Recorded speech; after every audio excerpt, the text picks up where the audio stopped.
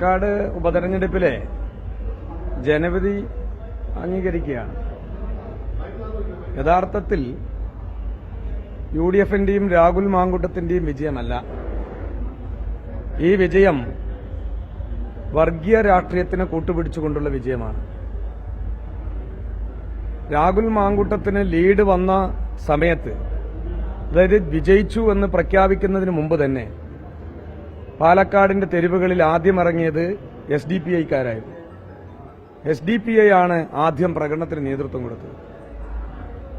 അപ്പോ UDFന്റെ വിജയം എന്നതിനപ്പുറം, രാഹുൽ മാങ്കൂട്ടത്തിന്റെ വിജയം എന്നതിനപ്പുറം SDPIയുടെയും ജമാഅത്തെ ഇസ്ലാമിന്റെയും വർഗീയ രാഷ്ട്രീയത്തിന്റെയും ഒരു വലിയ അപകടകരമായ വിജയമായിട്ടാണ് ഇതിനെ കാണാൻ കഴിയുള്ളൂ. മാത്രമല്ല, ഞങ്ങൾ തുടക്കം മുതൽ പറഞ്ഞ കോൺഗ്രസ് BJP ഡീൽ മറ നീക്കി പുറത്തു വന്നു.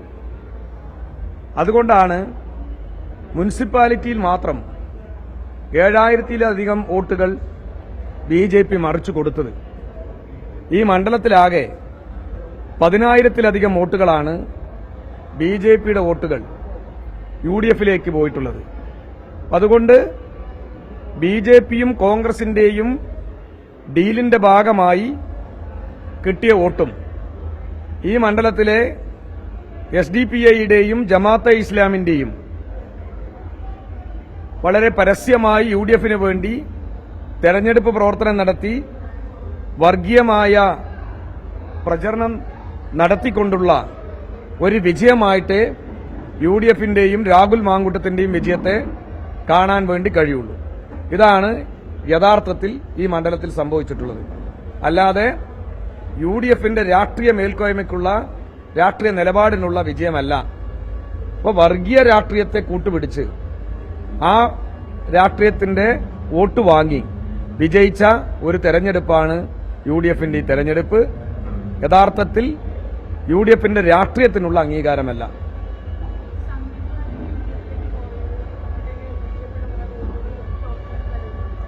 സന്ദീപ് വാര്യർ UDFിലേക്ക് പോയാലും പോയില്ലെങ്കിലും ഇവിടെ കൃഷ്ണകുമാറിനെതിരായി വലിയ വികാരം BJPക്കകത്തുണ്ട്. BJPയും കൃഷ്ണകുമാറും ഷാഫി പറമ്പിലും തമ്മിൽ ഡീലിന്റെ ഭാഗമാണ്. കോൺഗ്രസും BJPയുടെയും ഡീലിന്റെ ഭാഗമാണ് ഈ വോട്ട് അപ്പുറത്ത് പോയത്. അല്ലാതെ സന്ദീപ് വാര്യർ അങ്ങോട്ട് പോയതുകൊണ്ട് വോട്ട് ആകെ അങ്ങോട്ട് പോയി എന്നൊന്നും വിലയിരുത്താൻ പറ്റില്ല. ഇത് മുൻകൂട്ടി ഉണ്ടാക്കിയ ധാരണ. അതായത് തൃശൂരിൽ സുരേഷ് ഗോപിക്ക് കൊടുത്തു, പാലക്കാട് ഞങ്ങൾക്ക് തരിക. ഇതാണ് ആ ഡീലിന്റെ ഭാഗമായി നടന്നിട്ടുള്ളത്. അതാണ് പാലക്കാട് UDF ജയിക്കാനും ലോക്സഭാ തെരഞ്ഞെടുപ്പിൽ സുരേഷ് ഗോപി BJPയുടെ സ്ഥാനാർത്ഥിയായി വിജയിക്കാനും ഇടയാക്കിയത്.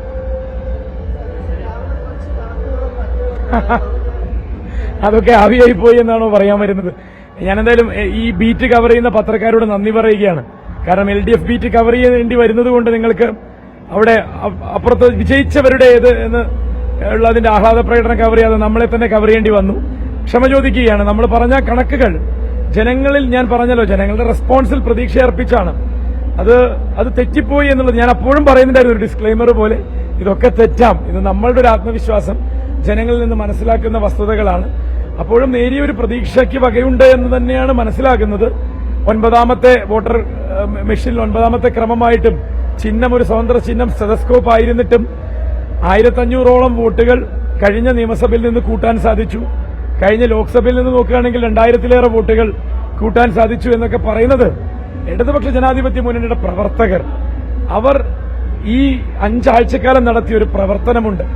പാലക്കാട് മുനിസിപ്പാലിറ്റിയിൽ ഒരു പക്ഷേ LDFന് നഷ്ടപ്പെട്ട പ്രതാപം വീണ്ടെടുക്കാൻ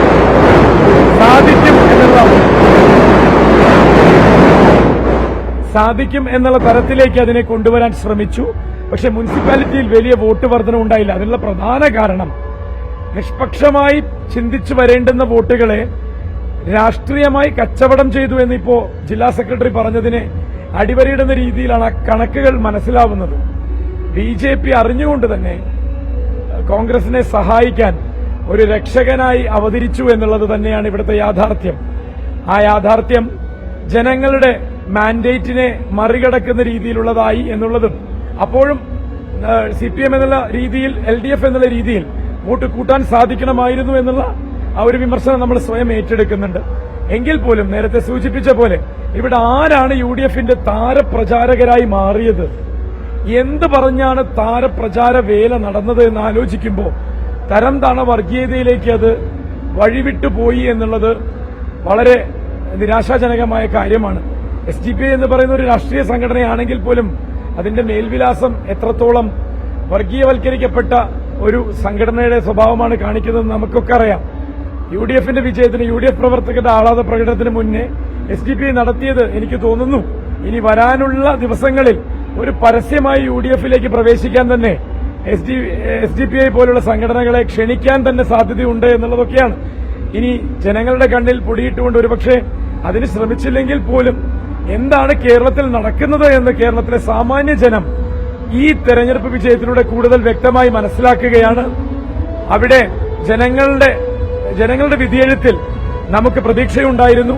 പാലക്കാടിനെ വീണ്ടെടുക്കാൻ വേണ്ടി നമ്മൾ വെച്ച വാഗ്ദാനങ്ങളും ചെയ്യുമെന്ന് പറഞ്ഞ കാര്യങ്ങളും ജനങ്ങളിലേക്ക് എത്തിക്കാൻ ഇടതുപക്ഷ പ്രവർത്തകർ അഹോരാത്രം 35 ദിവസത്തിലേറെ പ്രചരണത്തിനിറങ്ങി. മാത്രമല്ല, നമ്മളെ പിന്തുണച്ച സകല മനുഷ്യർക്കും ഈ അവസരത്തിൽ നന്ദി പറയാൻ ആഗ്രഹിക്കുകയാണ്. ഒരു തെരഞ്ഞെടുപ്പ് പരാജയത്തിൽ അവസാനിക്കുന്നതല്ല ഇടതുപക്ഷത്തിന്റെ രാഷ്ട്രീയം. അത് പാലക്കാട്ടെ ആയാലും കേരളത്തിലെ ആയാലും എങ്ങനെയാണ് തിരിച്ചു വരേണ്ടത് എന്ന്, ജനങ്ങളെ കൂടെ നിർത്തിക്കൊണ്ട് തിരിച്ചു വരേണ്ടത് എന്ന് ഇടതുപക്ഷം തെളിയിക്കാൻ പോകുന്ന നാളുകളിലേക്ക് ഇതൊരു വലിയ ഊർജ്ജമാവും. തെറ്റുകളും കുറവുകളും ഉണ്ടെങ്കിൽ അത് പരിഹരിക്കാൻ, അത് പഠിക്കാൻ, അത് മനസ്സിലാക്കാൻ സാധിക്കും. രാഷ്ട്രീയത്തിൽ നിലപാടുകളുടെ പേരിൽ തോറ്റുപോയിട്ടുണ്ടെങ്കിൽ ആ തോൽവി ഒരു അന്തസ്സാണെന്ന് ഇടതുപക്ഷ പ്രവർത്തകർ നെഞ്ചത്ത് കൈവച്ച് പറയുന്ന ഒരു തെരഞ്ഞെടുപ്പ് പരാജയമാണിത്. അങ്ങനെ ആലോചിക്കുമ്പോൾ രാഷ്ട്രീയമായി ഒരു ചെറിയ വിജയം കൂടി ഇതിലുണ്ട്. നിരാശയുണ്ട്. നമ്മൾക്ക് നില മെച്ചപ്പെടുത്താൻ സാധിക്കാത്തതിലും അത് വിജയത്തോട് അടുപ്പിക്കാൻ സാധിക്കാത്തതും. പക്ഷെ അപ്പോഴും ഞാൻ പറയുന്നു, നിലപാടുകളിൽ വെള്ളം ചേർത്തുകൊണ്ട് 4 വോട്ടിനു വേണ്ടി കേരളത്തിന്റെ പൊതുമനസാക്ഷിയെ തരാതരം പോലെ പണയം വെച്ച് അധികാരത്തിന്റെ വഴികളിലേക്ക് വഴിവെട്ടുന്ന UDFനെ എന്നെങ്കിലും കേരളത്തിലെ ജനത ചവറ്റുകുട്ടയിലേക്ക് എന്നേക്കുമായി വലിച്ചെറിയും.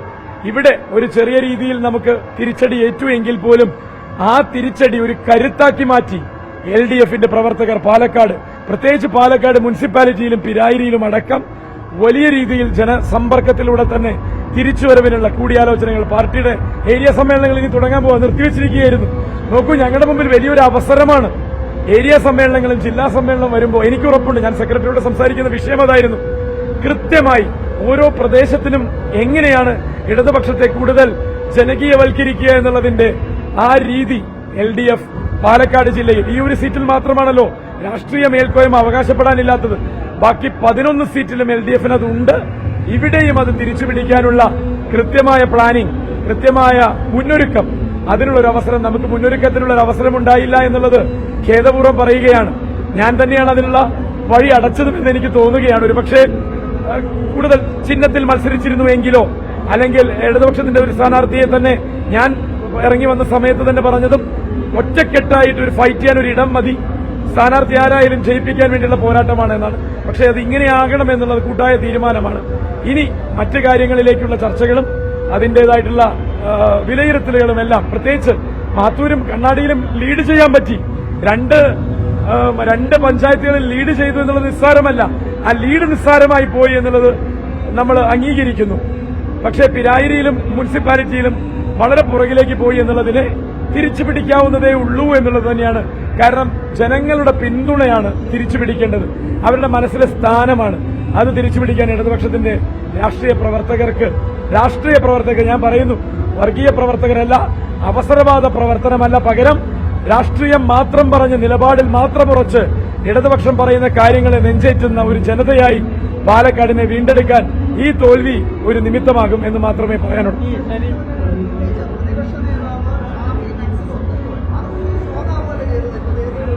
അല്ല, അത് ഞാൻ പറഞ്ഞല്ലോ, ഞാൻ പറഞ്ഞ വസ്തുതകൾ അവിടെ നിലനിൽക്കുന്നു. ഇത് അവരുടെ വിജയമാണ് എന്നാണ് അവർ അവകാശപ്പെടുന്നത് എങ്കിൽ അത് കോൺഗ്രസിന്റെ ഉള്ളിൽ ഉണ്ടാകുന്നത് ആ സംഘടനയ്ക്ക് മാത്രം വിട്ടുകൊടുക്കാവുന്ന വിലയിരുത്തലുകളാണ്. ഞാനതിന് പറയാൻ ആളല്ല. ഞാൻ പറഞ്ഞ വസ്തുതകൾ അത് അവിടെ വസ്തുതകളായി നിൽക്കുന്നുണ്ട്. അത് പരിശോധിക്കപ്പെടുകയോ കുഴിച്ചുമൂടുകയോ ചെയ്യാം. കുഴിച്ചുമൂടിയാൽ രാഷ്ട്രീയമായ ഇടതുപക്ഷത്തിന് എളുപ്പത്തിൽ തന്നെ UDFനെ പരാജയപ്പെടുത്താനുള്ള വഴികളാണ് തുറന്നു കിട്ടുക. ഏതു തരത്തിലാണെങ്കിലും ആ അനഭിലഷണീയമായിട്ടുള്ള ഒരു കൂട്ടുകെട്ടാണ് ജനാധിപത്യ പ്രക്രിയയുടെ ഭാഗമായ ഒരു ജനാധിപത്യ പാർട്ടിയിൽ പുലരുന്നത് എങ്കിൽ അത് ആവർത്തിച്ച് ഞാൻ പറഞ്ഞു, തെളിവുകൾ സഹിതം പറഞ്ഞു. ഇപ്പോഴും ആ ഡീലൊക്കെ തന്നെയാണ് നടപ്പിലാവുന്നത്. അത് സംസ്ഥാന വ്യാപകമായി ആരുടെ വോട്ട് വാങ്ങണമെന്ന് പ്രതിപക്ഷ നേതാവിന്റേതായിട്ടുള്ള നിർദ്ദേശങ്ങൾ, അത് പ്രാദേശികമായി നടപ്പിലാക്കേണ്ടുന്നതിന്റെ വഴികൾ, അങ്ങനെയൊക്കെ സംഭവിച്ചതിന്റെ പരിണത ഫലമാണ് ബിജെപിയിൽ നിന്നും SDPയിൽ നിന്നും ഒരേപോലെ ഒരേ സമയം വോട്ട് വാങ്ങാനുള്ള ആ ഒരു രാഷ്ട്രീയ പാപ്പരത്തം, അത് ജനത്തിന്റെ മുന്നിൽ കെട്ടിയാടാനുള്ള, അല്ലെങ്കിൽ അത് മറച്ചു പിടിച്ചുകൊണ്ട് വലിയൊരു വിജയമാണ് ലഭിച്ചിരിക്കുന്നത് എന്ന് വീമ്പിളക്കുന്നതിലെ അതിന്റെയൊക്കെ ഒരു വല്ലായ്മ അത് UDF തിരിച്ചറിയുന്നില്ലെങ്കിൽ ആ മുന്നണിക്ക് നല്ല വരുത്തട്ടെ എന്ന് മാത്രമേ പറയാനുള്ളൂ. ഓക്കെ, അങ്ങനെയൊന്നും അതിനെ വിലയിരുത്താൻ പറ്റില്ല. അങ്ങനെയാണെങ്കിൽ ഒരു 1500 വോട്ട് ജനം വെറുതെ നമുക്ക് അറിഞ്ഞു നൽകില്ലല്ലോ. ജനം വോട്ട് ചെയ്തു. അതായത് വോട്ട് മൊത്തത്തിലുള്ള വോട്ട് ഷെയർ, വോട്ട് കുറഞ്ഞിട്ടും നിങ്ങൾക്കറിയാലോ വോട്ട് എത്ര എണ്ണം കുറഞ്ഞു എന്നുള്ളത്. അത്രയും വോട്ട് കുറഞ്ഞിട്ടും 1500-ലേറെ വോട്ട് 2021 അസംബ്ലിയിൽ നിന്നും 2000-ലേറെ വോട്ട്. അങ്ങനെയല്ല പറയുന്നത്. അങ്ങോട്ടും ഇങ്ങോട്ടും മാറ്റി മാറ്റി ചോദിച്ചാൽ ഉത്തരവാവില്ലല്ലോ. ഇതിന്റെ ഇടയിൽ എവിടെയോ ഒരു ഉത്തരം കിടക്കാമല്ലോ. അത് കണ്ടെത്താനുള്ള സമയവും സാവകാശം കൂടി വേണം. എങ്ങനെയാണ് എന്നുള്ളതിന്റെ തീരുമാനങ്ങൾ, ഒരിക്കലും വിവാദങ്ങൾ നമ്മുടെ ക്യാമ്പയിനെ വഴിതെറ്റിച്ചിട്ടില്ല. വിവാദങ്ങൾ ഉണ്ടാക്കിയ നമ്മളല്ല, വസ്തുതകളെ പരാമർശിച്ച് നമ്മൾ അതിനെ വാർത്തയാക്കി എന്നുള്ളതേ ഉള്ളൂ. ഓക്കെ, ഞാൻ ഈ ജില്ലയിലൊക്കെ തന്നെയല്ലേ രാഷ്ട്രീയ പ്രവർത്തനം നടത്തിയത്. ഇനി നടത്താൻ ഉദ്ദേശിക്കുന്നത് ഈ ജില്ലയിൽ തന്നെയാണ്. അതിലൊരു തർക്കവുമില്ല. അയ്യോ, അത് മത്സരിപ്പിച്ചത് ഒരു മുന്നണിയാണ്. ആ മുന്നണിയുടെ താല്പര്യത്തിനനുസരിച്ച് ഒരു സ്ഥാനാർത്ഥിയാകും എന്നുള്ള പ്രതീക്ഷയാണ്. അതിലൊരു ശതമാനം പോലും നമുക്കതിലൊരു ഖേദമോ അതിലൊരു നിരാശയോ ഇല്ല. കാരണം ഇതൊരു വലിയ രാഷ്ട്രീയമായിരുന്നു. ആ രാഷ്ട്രീയ പോരാട്ടം കൃത്യമായി ഏറ്റെടുത്ത് നടത്താൻ, ഞാൻ പറഞ്ഞില്ലേ, ഒരു മുന്നണിയുടെ പ്രവർത്തകരുടെ ആത്മവിശ്വാസത്തെ പരകോടിയിലെത്തിച്ച പ്രവർത്തനമായിരുന്നു. ഇന്ന് വോട്ടെണ്ണിയപ്പോഴല്ലേ ഈ 18,000-ന്റെ കഥയുണ്ടായുള്ളൂ. വോട്ട് എണ്ണുന്ന നിമിഷം വരെ 3000-ന് കഴിച്ചിലായാൽ കഴിച്ചിലായി എന്ന് വിശ്വസിച്ചിരുന്നവരെയല്ലേ 36 ദിവസം രാഷ്ട്രീയമായി ഈ മണ്ഡലത്തിൽ തളച്ചിട്ടത്. അത് ചില്ലറ കാര്യമല്ല എന്നുള്ളതിന്റെ ആത്മവിശ്വാസം ഇടതുപക്ഷത്തിന്റെ പ്രവർത്തകർക്ക് ഈ ജില്ലയിലുണ്ട്, നേതൃത്വത്തിനുണ്ട്. ഇടതുപക്ഷ ജനാധിപത്യ മുന്നണിയുടെ ഏറ്റവും നല്ല ഉത്തമനായിട്ടുള്ള സ്ഥാനാർത്ഥിയായിരുന്നു സരിൻ. അതിലൊരു തെറ്റും പറ്റിയിട്ടില്ല. തോറ്റു എന്നുള്ളതുകൊണ്ട് സരിൻ ഉത്തമനല്ല എന്ന് നിങ്ങൾ പറഞ്ഞാൽ അതൊന്നും അംഗീകരിക്കാൻ പോകുന്നില്ല. ഉത്തമനായിട്ടുള്ള സ്ഥാനാർത്ഥി തന്നെയാണ്, ഏറ്റവും പ്രഗത്ഭനായിട്ടുള്ള സ്ഥാനാർത്ഥിയാണ് ഇടതുപക്ഷ ജനാധിപത്യ മുന്നണിക്ക് ഈ പ്രാവശ്യം നിൽക്കാൻ കഴിഞ്ഞിട്ടുള്ളത്. അതുകൊണ്ട് ഞാനിവിടെ പറഞ്ഞല്ലോ, വർഗീയതയെ കൂട്ടുപിടിച്ചുണ്ടാക്കിയ ഒരു വിജയം മാത്രമാണ്. ആ വിജയത്തിൽ UDF ആഹ്ലാദിച്ചോട്ടെ, പക്ഷേ അതിന്റെ പിറകിൽ ഉണ്ടാകുന്ന ഏറ്റവും വലിയ അപകടകരമായ ഒരു രാഷ്ട്രീയമുണ്ട്. ഇന്നല്ലെങ്കിൽ നാളെ അതിന് UDF ഉത്തരം പറയേണ്ടി വരും, കോൺഗ്രസ് നേതൃത്വം ഉത്തരം പറയേണ്ടി വരും. ഞാൻ ചോദിക്കട്ടെ, ഒരു തെരഞ്ഞെടുപ്പ് രംഗത്ത് പല വിഷയങ്ങളും ഉയർന്നു വരും. ആ ഉയർന്നു വരുന്ന വിഷയങ്ങളെ ബഹുജന മധ്യത്തിൽ കൊണ്ടുവരിക എന്നുള്ളത് എല്ലാ തെരഞ്ഞെടുപ്പ് രംഗത്തും എല്ലാ രാഷ്ട്രീയ പ്രസ്ഥാനങ്ങളും മുന്നണി പ്രസ്ഥാനങ്ങളും ചെയ്യുന്നതാണ്. അതുതന്നെയാണ് ഈ മണ്ഡലത്തിലും ഇടതുപക്ഷ ജനാധിപത്യ മുന്നണി നിർവഹിച്ചത്. അപ്പൊ അതെല്ലാം വോട്ടായി മാറിയോ ഇല്ലയോ എന്നുള്ളത് ഇപ്പോ മനസ്സിലായിട്ടുണ്ടല്ലോ. ജനം ആർക്കാണോ കൂടുതൽ വോട്ട് ചെയ്യണത് അവരല്ലേ ജയിക്കുക. CPM-ന്റെ ഒരു കേഡറായിട്ട് മാറാനുള്ള പ്രവർത്തനത്തിനാണല്ലോ ഞാൻ തുടക്കം കുറിച്ചിരിക്കുന്നത്. അതിലേക്ക് അതിന്റേതായ കാര്യങ്ങൾ ഓരോന്നോരോന്നായി ചിട്ടയോടുകൂടി ചെയ്യുക എന്നുള്ളതാണ്. സൈബർ പോരാളി എന്നുള്ളത് ഒരു വില കുറഞ്ഞ പ്രയോഗമായിട്ടാണ് ഉദ്ദേശിച്ചതെങ്കിൽ എനിക്കറിയില്ല. അങ്ങനെയാണെങ്കിൽ അതിനെ പോസിറ്റീവ് അർത്ഥത്തിൽ പറയുന്നു. ഈ സൈബർ ഇടത്തിൽ പറയുന്ന ആശയങ്ങളെ മുൻനിർത്തിക്കൊണ്ട് തന്നെയാണ് രാഷ്ട്രീയത്തിലെ പലതും തീരുമാനിക്കപ്പെടുന്നത്. അത് തെറ്റായ രീതിയിൽ കേരളത്തിലെ രാഷ്ട്രീയത്തിൽ പോകുന്നുണ്ടെങ്കിൽ അതിനെ തിരുത്താനുള്ളൊരു തിരുത്തൽ രീതികൾക്കടക്കം ഇടതുപക്ഷത്തിന്റേതായ സൈബർ ഇടങ്ങളെ മാറ്റിയെടുക്കാൻ നിയോഗിക്കപ്പെടുന്ന ചുമതലകളിൽ ഏതു തന്നെയായാലും അത് വളരെ വൃത്തിയായി ചിട്ടയോടുകൂടി ചെയ്യുക. ശീലം അതാണ്. ആ ശീലങ്ങൾ പാലിച്ചിട്ട് തന്നെയാണ് പോവുക. നിങ്ങൾ എന്തായാലും വീണ്ടും വീണ്ടും കണ്ടുകൊണ്ടിരിക്കും. അതുകൊണ്ട് സന്തോഷമേ ഉള്ളൂ. കുറെ പേര് കുറെ കാലമായിട്ട് കൂടിയുണ്ടായിരുന്നു. കവർ ചെയ്യാനായിട്ടുള്ളതും അല്ലാത്തതായിട്ട് കുറെ സൗഹൃദങ്ങളുണ്ടായി. അപ്പൊ അതുകൊണ്ട് തന്നെ രാഷ്ട്രീയ പ്രവർത്തനം എന്ന് പറയുന്നത് അങ്ങനെയും കൂടിയാണല്ലോ. നമ്മൾ പറഞ്ഞതും ചെയ്തതും ശരിവെക്കപ്പെടുന്നത് ആ നിമിഷത്തിൽ മാത്രമല്ല, പിന്നീട് ഒരു വലിയ ശരിയിലേക്ക് അതൊരു വഴിത്തിരിവാവുമെങ്കിൽ അതിനുവേണ്ടി കാത്തിരിക്കുക എന്നുള്ളതും അതിന്റെ ഒരു പ്രക്രിയയുടെ ഭാഗമാണ്. ആ കാത്തിരിപ്പിന്റെ സുഖം അനുഭവിക്കാൻ ഞാൻ തയ്യാറാണ്. അത് കുഴപ്പമില്ല. Thank you all. Thank you.